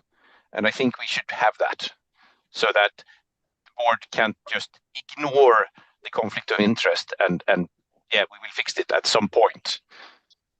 But I think we should have an explicit time limit by which time the GA will have to be called. There is no set limit for when the next board meeting will be. Anders, just to make sure I understand correctly, because conflict of interest and actually same affiliation concerns. Yeah, those sorry, are same affiliation. I'm talking about same affiliation. Sorry. Okay, good. So the thing here is that yes, you're right. There is no specific time limit in here, but given that the board members typically meet every month at least, so once a month, it's implicit in this sentence. I actually took this sentence from the PSF bylaws, and I found it to be a very good way to put pressure on the board members. It also makes sure that the board cannot meet without having rectified this and then go to a vote, so that once the situation occurs and you have too many same affiliate people on the board, then the board is not, with this wording that we have here, the board is not able to come to any vote on further business, and that's actually a protection that's built into this. So Yeah, I found this a very nice way to deal with both concerns. yeah, that's a nice hack actually. Yeah. I would Yes, also yeah. like you to note that item 9 in the bylaws say that an extra meeting of the General Assembly must be called by the board when requested by a member of the board, the auditor or the auditor replacement, or at least 1/4 of the members of the society. So it just takes one member of the board to rectify the situation. I would also like to add one more question, because it says the next board meeting, if the resolution is to call for the General Assembly, then there is no sort of specificity in this wording when that General Assembly should be called. And I think that's actually a good thing, because if that situation arises, for example, at the beginning of June, then resolving that situation would paralyze the board to do the conference in July. So there's also something that we need to sort of balance with this, that in case this shall appear at sort of like the very specific moment, it would basically put all the attention on the board in resolving this if it required calling a General Assembly instead of like a simple resignation in this case.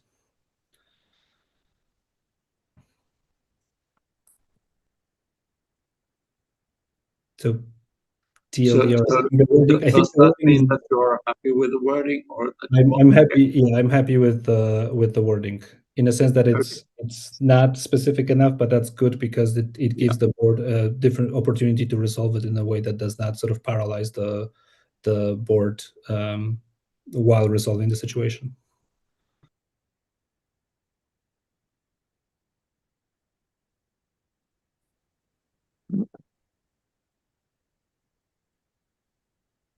Okay, I don't find any more people wanting to comment on this item. Yeah, we have another hand Hugo? up for Hugo. He's raising the hand. Okay, please go ahead. Yeah, so I'm generally in favour. There's quite a long list of kind of types of affiliation to notify, and it says about notifying the membership whenever these change. So like for the maybe 7 people who might be changing jobs or joining some other thing, that might be quite a lot of emails coming to me, which I don't necessarily want to know all these changes. And maybe for kind of privacy reasons, maybe the board members don't want these sent out unless there's actually a conflict.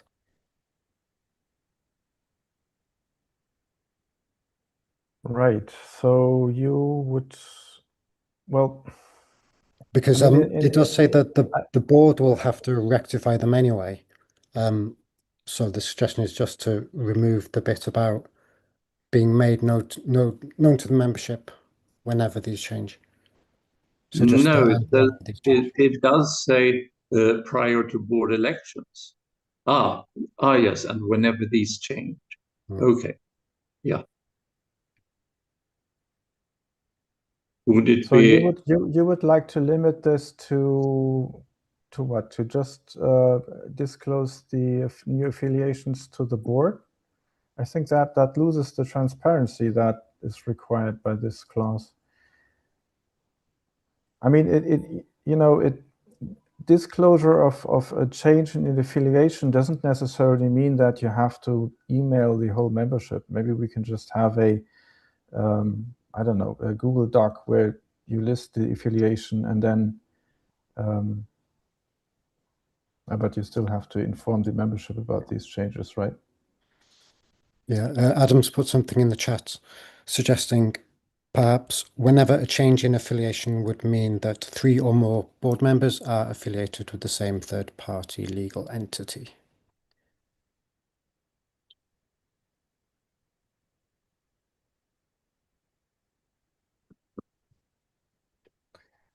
So essentially the board would have to then inform the membership. Is that how you want to put it? My suggestion is just to delete whenever these change, because the board, if there is a conflict, then the board will have to sort that out. Well, no, we can't. We can't delete whenever these change, because if you are on the board and then you basically change jobs and then you cause this affiliation limit to be reached, then of course you need to inform everyone else of this this fact, right? So that we cannot delete, but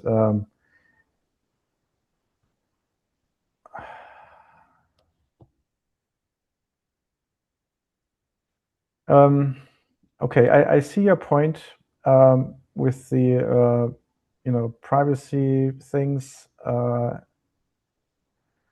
but could we perhaps just vote on this now and then for the next GA maybe come up with a better wording that captures this? Or maybe it doesn't. It's not really something that is creating lots and lots of emails to the membership, so we don't really need to change anything. Would that be better? Because I don't really want to spend time at the GA discussing changes to these motions. Again, also because we don't really want to change anything significant in these motions, because members who are not here at the GA will not know. And so what we can do is that we have a vote on this motion, and then we have a vote on an amendment to the motion afterwards. I would suggest that we basically keep the wording as it is, and then we maybe work on this particular part of the bylaws for the next GA, and then maybe come up with a better wording. I see that there's one comment here from Adam about, which just scrolled away, so I cannot see it anymore. Just a second. It says here, if I lose my job, I might not want to make that public. If you lose your job, then you are, well, I mean, if your affiliation will not necessarily change in the sense that is, I mean, in the way that this this clause would require. So you to make that public. But yeah, I see your point. I'd like to point out also that it doesn't say how we have to notify the members.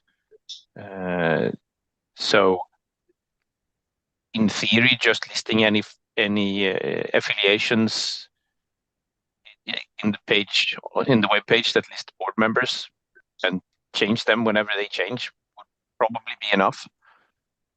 And also perhaps to address the concern of getting out of the job, maybe we should change to not whenever affiliations change, but whenever someone gets a new affiliation, which would say that if you lose an affiliation, you don't need to announce that. You just need to announce when you get a new one. That would probably be better, yes.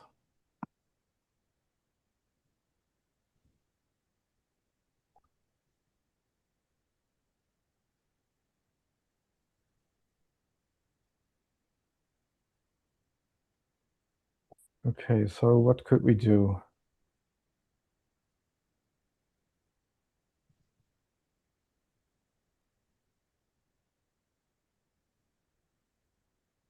How about we if we do want to reword it now, if we write and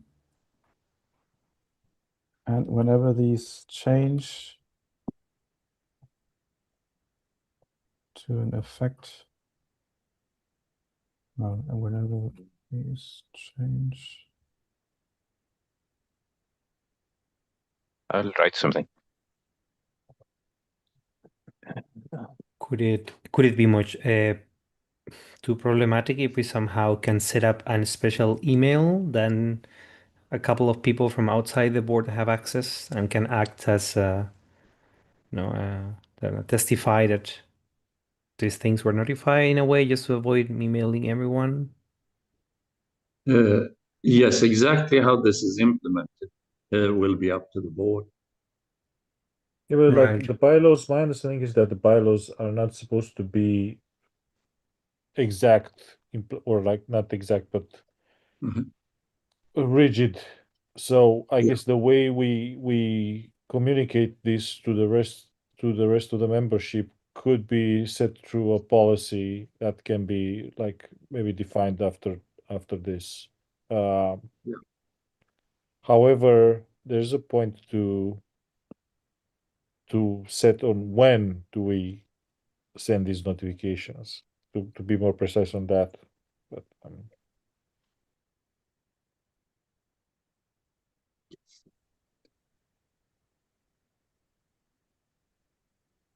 I mean, there's another thing that we could do. We can just drop this motion and then just put it on next GA's agenda again with the proper wording that addresses these things. Yeah, but you have a proposal from Anders to change your proposal now. Are you ready to accept that change?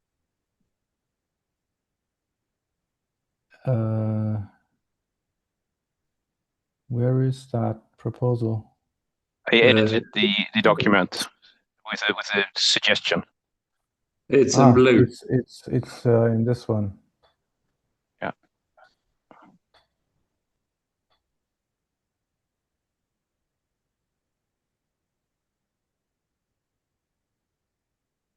Well, the thing is that I mean, if you just announce that you gain a new affiliation, then and you're not required to make known that you lost an affiliation, then you could in theory have a situation where you then have when you exceed the affiliation count simply because the person who lost the affiliation has not disclosed this. I think that would resolve itself at the point where the board figures out what they should do about it. Okay, yeah, that's true. It's also tricky. Yeah. Yes. Well, if the situation occurs that you have a too high affiliation count, you have to talk to people. Yes, definitely. There's a comment from Adam. Just want to say there's a comment from Adam which kind of like, so I'm trying to, I don't know the bylaws, by maybe you, Jakob, know. What if instead of notifying the membership, we notify the auditors, which is you and which you already elected, you and Czech, and they get to make a decision if they want to, they need to, like, notify further, just to kind of have a way of like a balancing. I don't know if the auditor's job would like, according to the bylaws, would not job, but like responsibility according to the bylaws would include this. It's quite possible, but that is not the current wording. And if you want a new wording, I'm afraid you need to propose it. Okay, Jacob, I mean, what we can do is, I think we should just vote on the motion that was sent out to the membership. And then if people find it not okay, then they should just vote against it. If they find it okay, then they should vote for it. And then next for next year's GA, we can then put in any fixes. That is not according to the bylaws. What do you mean it's not according to the bylaws? The bylaws explicitly allow the changing of the wordings. So we are going to vote on your proposal if you insist on it, and then we are going to vote on Anders' changes to your proposal. because that is what the bylaws require us to do. Yes, but this is actually a substantial change, right? No, I wouldn't say that it doesn't deviate from the top. Hugo wants to say something. So, Hugo? Yeah, just responding to Angel's previous comment, not the last one, the one before. But it's up to the board to actually decide how to implement and then how to actually notify. Then I think the original wording would be okay. So we'll let the board decide what would be an appropriate way to notify everyone. Like maybe we don't actually need to be told for every single change, but only for kind of relevant ones, and they can decide how to do that as well. I mean, this is exactly what you're saying, and then also what Angel said. This was what we discussed in the last call before the GA about these things. That was last week.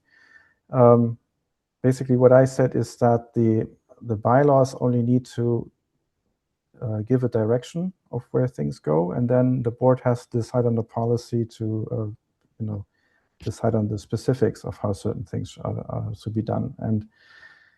And this would be a case where, for example, a policy could then be used to then, for example, define how the membership gets informed about these things, and or whether the membership gets informed directly or whether it's indirect via the auditor maybe. That is something that the board can decide, and maybe we should just leave things as they are,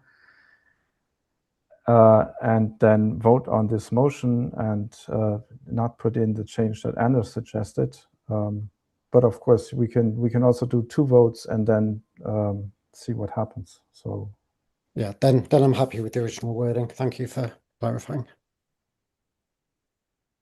Okay. Is there anybody else who wants to weigh in on this matter? I just wanted to confirm, Anders, would you like to continue with the change that you made, or you are comfortable with the discussion and going back to the other wording? No, I think we should put it to the vote, actually. Okay. Adam, you had something to comment? Is my mic working now? Yay! Yes. Can you hear me? Yes. Yes. Yes. We can hear you. Thank you. Yeah. I agree with Marc-Andre that the ideal circumstance would be for the board to sort of like interpret and set a policy based on the bylaws.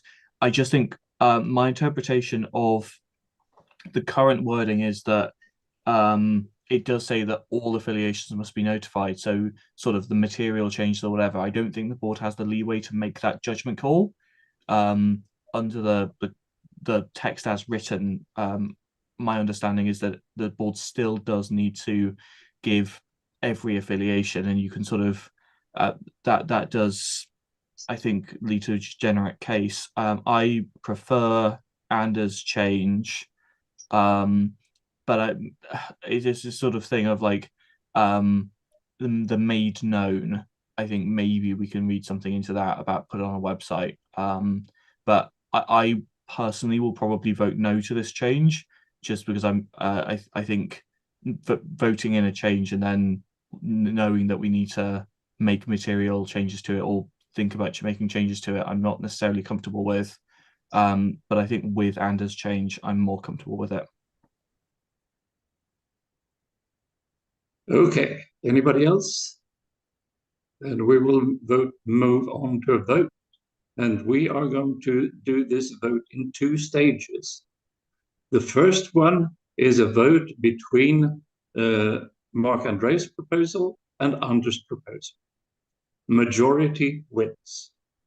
Then there will be a vote between the winning proposal and a no change. And for a change to happen, there has to be a 2/3 majority for the change. So we'll start the first vote where we vote between Marc-Andre's proposal and Anders' proposal, where Marc-André's proposal is the one that's been sent out, and Anders' proposal has the modification where we remove the words these change and instead put in member a board member gains a new affiliation. So please make a vote between Marc-André's proposal and Anders' proposal.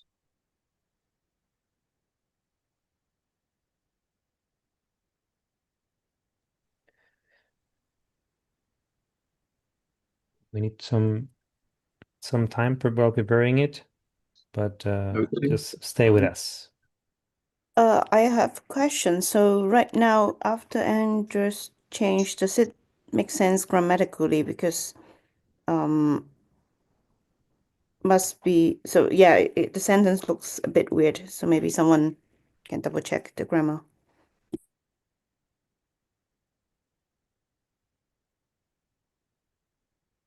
Yeah, I think it's okay. It's not the Okay, best now it's not wording, clear. Yeah, okay. but I think it's clear what is meant. Okay, I see. Yeah, because it shows weird before, but now it's much better. Thanks. Yeah.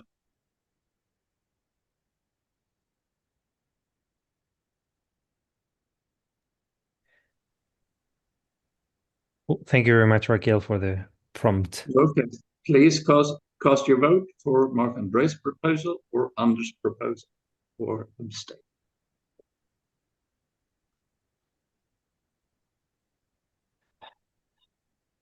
Vote did not, I don't like any of them contain.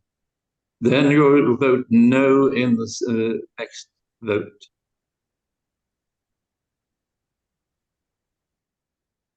So far, we have 28 votes.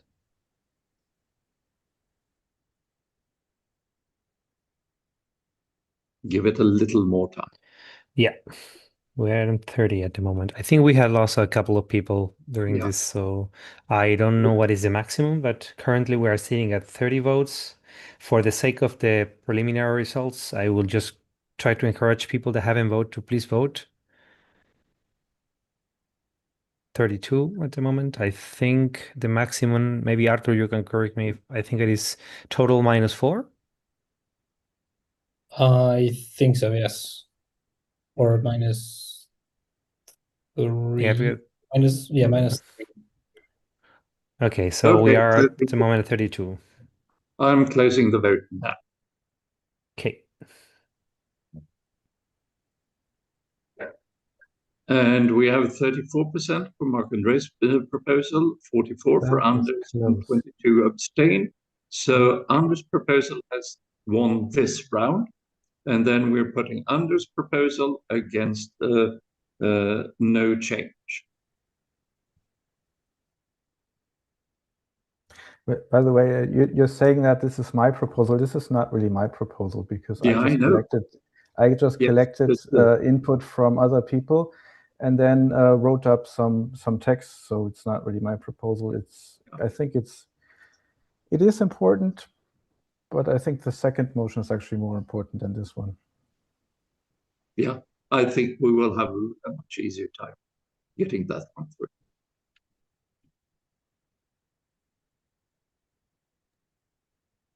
Good.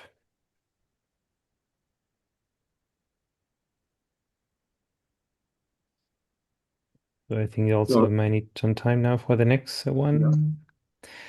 In the meantime, I mean, please don't take this personally. I appreciate all the feedback that we always have. I think this is very good. But I can also see the frustration that this might generate because this proposal was made months ago. We even had a special meeting a couple of days ago. So I will encourage people to have a more active participation on the mailing list asynchronously, or maybe to join these instances to try to smooth the whole experience of this meeting, so we can have like quicker votes and everything. Yes, definitely agreed. Because this is, getting this kind of feedback at the very last minute is, it's rather frustrating, to be honest, because I put in so much time into this to make the discussion as open as possible before the GA, so that at the GA we can just vote on it. But it didn't work out. So yes, we have our bylaws to stick to. Good. I think we are ready for the vote, as Raquel is notifying. Thank you. So please cast your vote, and again, 2/3 majority yes will carry it, and otherwise it will be kept the same way as it has. This voting is going a bit faster. We are currently at 28.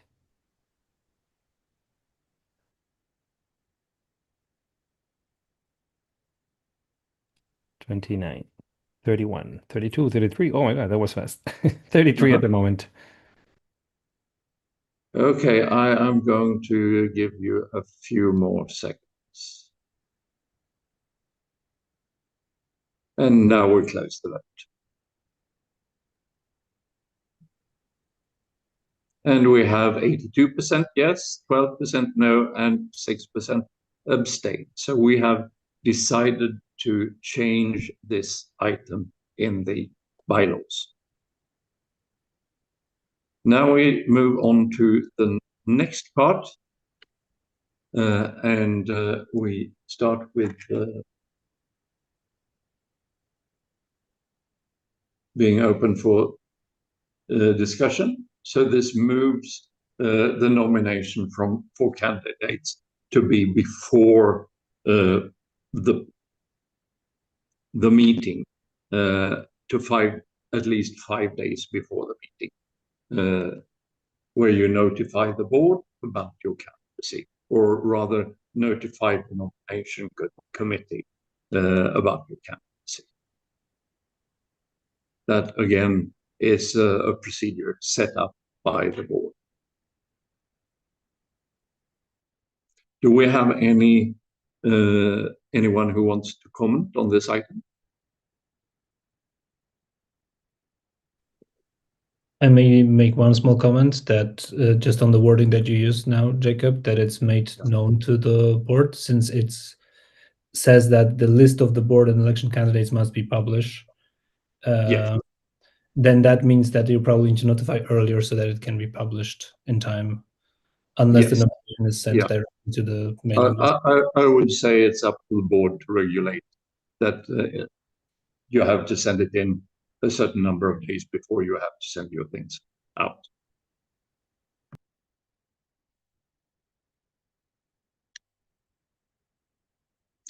I don't have anyone wanting to say anything about this, as far as I can tell.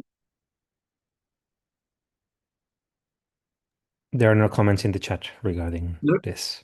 Okay. Then we move on to a vote.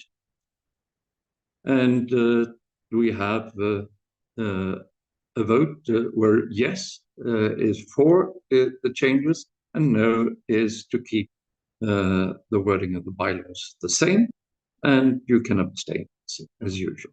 So let's move on to this vote.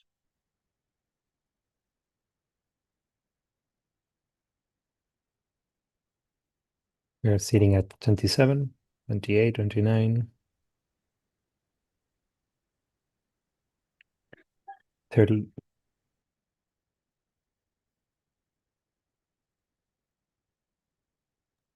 I don't see the dialogue again. That's very unfortunate. Yeah. Sorry that happened. We are at 31 at the moment. Yeah, we'll close the vote now. I think we can predict what it's going to be. So we have 87% yes, 13% no, and no abstains. So we have decided to make this change.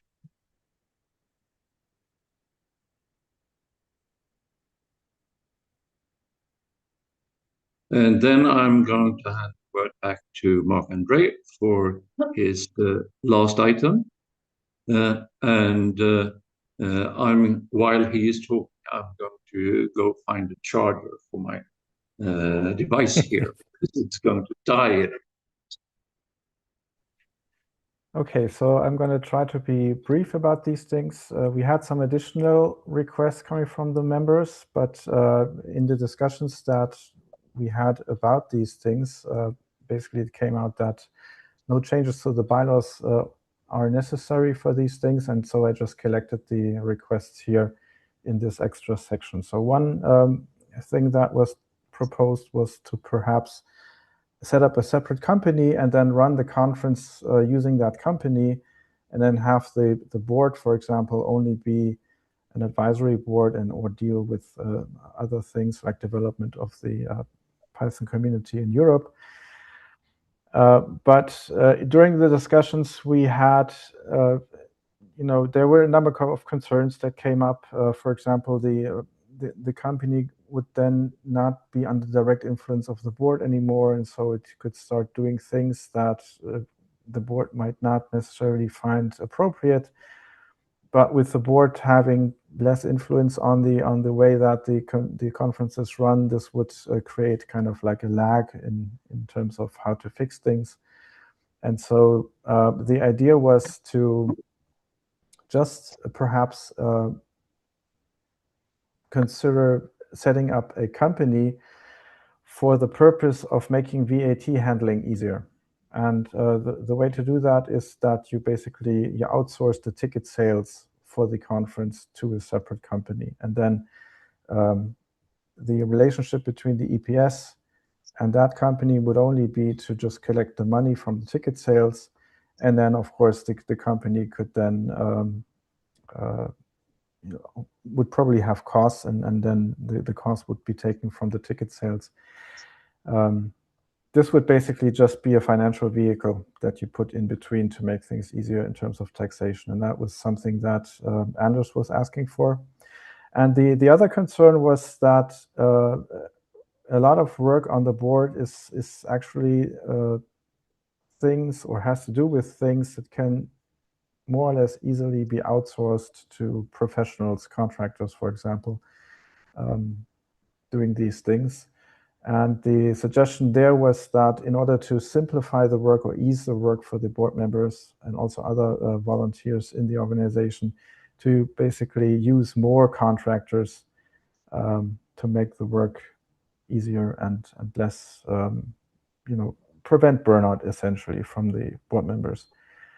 We do have the money, as you've just seen in the financial reports. And so I think it's definitely possible to spend some of that money on these contractors. So that's pretty much it. If you want to read more about these things, I sent around the document where I basically summarized all the different discussions, all the different points that were made. Maybe you want to bring up these points again for the next GA, then feel free to do so. But yeah, that's it from me. So do you have a specific proposal for a vote on, or is this just something you want the board to be notified about? This is just basically what I'm doing here is I'm basically just passing on the information that I received from various EPS members, and then making the board, the next board or the new board, aware of these things, so that there is interest in doing these things. I don't think we need a vote on this. Okay, thank you. Does anybody else have any comments on the subject?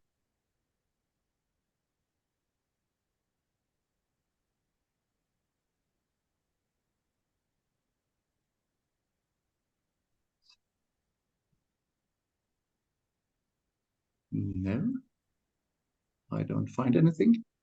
Okay. This brings us, I would, before we leave this item, I would like to thank Marc-André for all the work he has put into coordinating this. I know there are a lot of people who have been involved, but you have been the driving force, and I think that's important for the EuroPython Society and helps us move forward.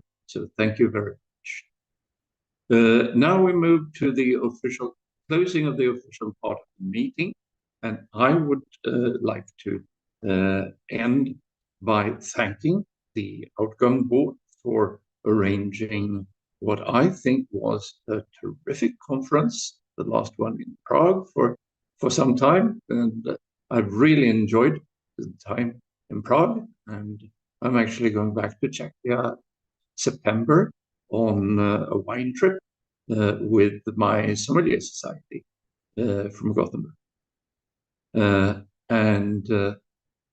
I would like to wish the new board the very best of luck with the new conference. And I'm intrigued about where we're going. So thank you very much, and the word back to Arthur. Thank you, Jacob, for all the help and for running the call today. Thanks everyone for joining, and big thanks to the outgoing board members, to Cyril and Sekar, who are stepping down this year, and to everyone who ran for the board and everyone who got elected to the board this year, and especially for Angel and Julia, the new board members. I mean, Angel had been on the board before, but it was a long time ago. Yeah, I don't know what to. Well, thanks to Mark for working on the on all the bylaw changes for all the meetings across many months. And yeah, I don't know what else to say. I didn't have anything prepared, so thank you everyone for joining, and I guess that's the official closing of the meeting.